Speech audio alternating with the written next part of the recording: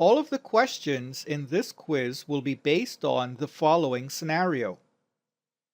Please subnet 172.20.0.0/16 for a company that has 3,000 hosts per network.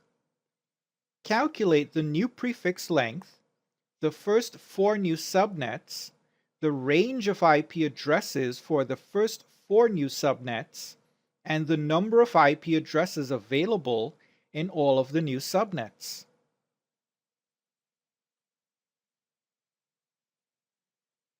Here we have the network ID 172.20. And I wrote out the host ID section in binary.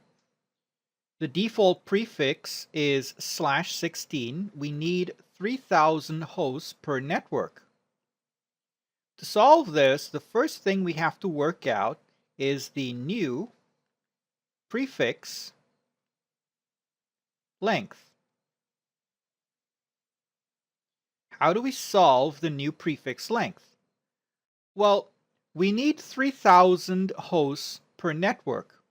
So what we have to figure out here is how many bits do you leave for host ID so that you get at least 3,000 hosts per network. In other words, we're trying to solve this formula. 2 to the power of h minus 2. Remember, this formula calculates the number of IP addresses. This has to be greater than or equal to 3,000. What should h be? Well, let's look at it this way. We know that if you have 8 host bits, then you will have 254 IP addresses. How do we know this? Well, Class C has 8 host bits, and Class C gives us 254 IPs for each one of their network IDs. If we took an extra bit, then we will double the number of IPs that we had previously. So if instead of 8 bits we took 9 bits, we will have twice as many. We will have 500 IPs. If we took 6 bits, we don't need to know the exact number, but we will have about 1,000 IPs. If we took another bit, we will have 2,000 IPs. Again, we don't need to know the exact number. If we took another bit, we would have 4,000 IPs. So how many is that? This is 8, 9, 10, 11, 12. I'm saying if we took 12 bits, we would have 4,000 IPs plus. So let's try this out. 2 to the power of 12 minus 2. What is this? Let's pull up the calculator. 2 to the power of 12 equals 4,096. Minus 2 is, of course, 4,094. 4,094. So there you go. We need to leave 12 bits for host ID. We are therefore taking the bits in front of it for network ID. Our subnet bits would therefore be these first 4 bits in front here. We will have 4 subnet bits.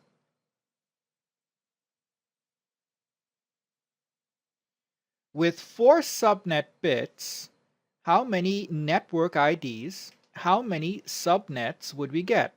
Well, the formula is 2 to the power of the number of subnet bits. We're trying to work out how many different combinations we will get of these first 4 bits. And this therefore works out to 2 to the power of 4. 2 2s are 4, 4 2s are 8, 8 2s are 16. We will get 16 subnets, each of which giving us 4,094 IPs.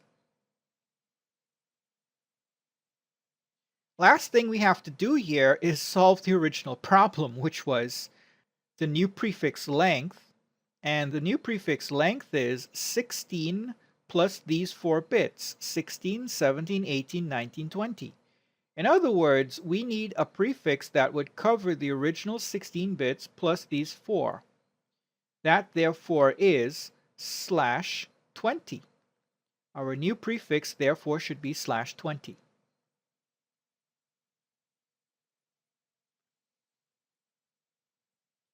Now we need to work out our network IDs. The shortcut for this is we need to figure out what our increment value is. We took these 4 bits with our new prefix of /20, our new prefix length of /20. The subnet bit with the lowest value is this one. The column value of that bit is 16. Therefore, 16 is our increment value. To work out our network IDs, what we have to do is write out our original network ID and then increment the third octet by 16. We're incrementing the third octet because this is where we took the subnet bits. Let's work out our new subnets. The first subnet will be the original network ID 172.20.0.0 with our new prefix of /20. This subnet is the one where the 4 bits that we took are all zeros, so therefore this octet is 0. The next one would be 172.20.16. We took the subnet bits from the third octet, so we're incrementing that by 16. .16.0/20. The next one would be 172.20.32, 16 plus 16 is 32, .0/20. Let me just scroll down here. The next one would be 172.20.32 plus 16 is 48. .0/20. Now, the case study said just work out 4 subnets, but it also said work out the range of IP addresses for those subnets. I can't work out the range for the 48 network unless I know what the next subnet is. So I'm actually going to work out 5 subnets. So the 5th subnet here is 172.20. 48 plus 16 is 64. .0/20. So the first 4 subnets are 172.20.0, .16, .32, and .48.0, all with a prefix of /20. Now let's work out the ranges. For the 172.20.00 network, the first IP address is 172.20.0.1. Remember, to work out the range, you have the network ID. The next sequential IP is the first valid IP. The next network ID, if you work backwards, you would get the directed broadcast IP for your network, and then before that you have the last valid IP.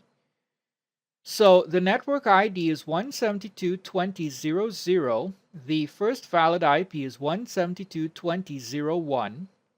The next network ID is 172.20.16.0. So working backwards, the directed broadcast IP is 172.20.15.255. The last valid IP is 172.20.15.254.